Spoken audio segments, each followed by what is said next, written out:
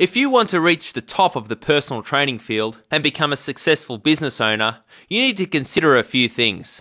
Welcome to this program. My name's Brad Shepherd, and I'm about to give you a few of my secrets. Let's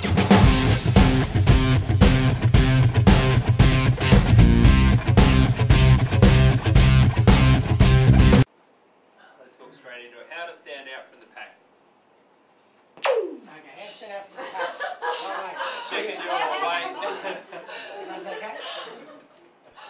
We even got I'm just Janine up the going back. to turn the volume down a little bit actually. Okay, the first one, as we talked about before, putting up your prices. The thing about that is that what we're saying is that the concept of putting up your prices could be a bit risky, and it could be for some people. So what we're suggesting is that there are other ways that you can make more money. So putting up your prices is one way to do it, which is what comes into most people's minds.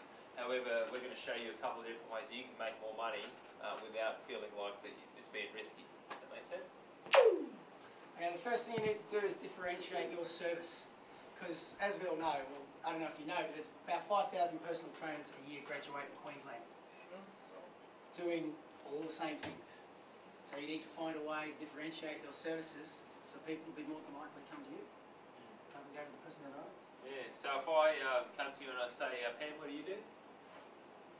I'm a personal trainer specialising in body shaping. Oh, nice. Yeah. Angela? I'm a personal trainer specialising in osteoporosis and Oh, prevention. nice. Stuart? I'm a personal trainer specialising in So when we ask that question to most people, what do you think most trainers say? I'm a personal trainer. Yeah. Stop being a me too. It's like buying petrol, only price. It's realistically the difference. So what we mean by that is that petrol's a commodity. So you'll find some people that will buy petrol based on price. You know, it's cheaper down the road or whatever. I'll fill up at this time because it's cheaper. And the same thing is if you just be like everybody else, then what's going to happen is you get put into that box and you don't look different than anyone else. So the second thing we said is talking about differentiating. How do you stand out from the pack? Set yourself apart so you have little competitors. So once we said, kind of like the ladies there said with what you do, personal training, specialising in, like a niche market. Yeah. And as I said before, about 5,000 graduate each year, so how are you going to set yourself apart? Now the thing that concerns us the most is because there's a huge number of trainers graduate every year, we know that. However, what we find is that of that very large number of people, there's a very high burnout rate, or fall rate in the industry. And so what concerns us is that people come out and just become that Me Too trainer. They become like everybody else. So what our vision is to create more successful businesses out there, more entrepreneurs, so that we can go and make a huge difference in this world. And that's what we're all about. So what we're going to enlighten you on today is a concept that we've got. We're going to talk a little bit about the bathtub diagram. So if you haven't figured it out already, that's a bathtub. It's not a very good just think of it as a Evidenced by the plug down the bottom, the plug hole. Yep. So what you'll see is that what we're going to be talking about in differentiating your services, there's a whole bunch of different ways that you can make money, whole bunch of different ways you can be different, you can stand out from the pack. But we're going to show you a couple of categories. So you'll see a vertical axis there, which talks about profit. You'll see a horizontal axis there, which talks about volume. Make sense? Okay, so to understand how this concept or how this principle works, you'll need to understand the concept of the bathtub. So here's our bathtub, there's the plug hole, we're talking high profit there, we're talking high volume, high up there, and low down in the corner there.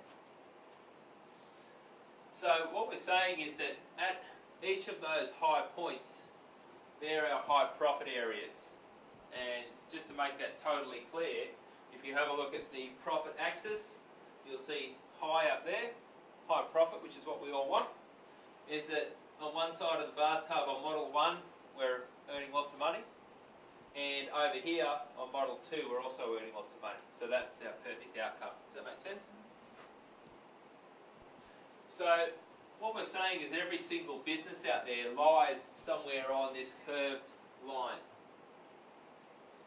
So your business, my business, every single other personal training business out there sits somewhere on this line, and we could probably estimate where different businesses sit via placing a little mark. Okay? Some businesses are going to sit right up the top because they're going to be the ones who are making the most money. Some are going to sit up this top because they're the ones making the most money. Others are going to sit down here. Most are going to sit right down the bottom here somewhere. And I'm going to explain to you why. So we're saying the people in the highest profit areas are the ones at the top right and the top left part of this diagram.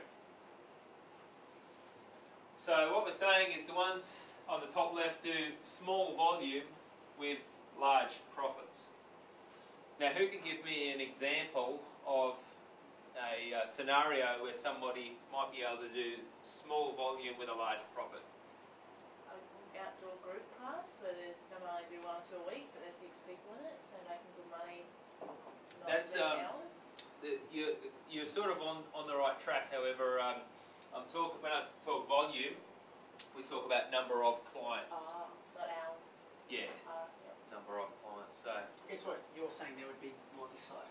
Okay. So Yeah. high volume of people, but making a good amount of money Yeah. in the sessions. which would be giving away the answer to our next question. Yeah. But so I'll ask that one again. High profit but low volume. Not as many clients, but a higher price. Absolutely. Yeah. So who can think of an example like that? Corporate type setup. Yep. So when we use the word corporate, you mean being able to charge more for a one-on-one session? Yeah. Going to someone's office or something like that. Yep.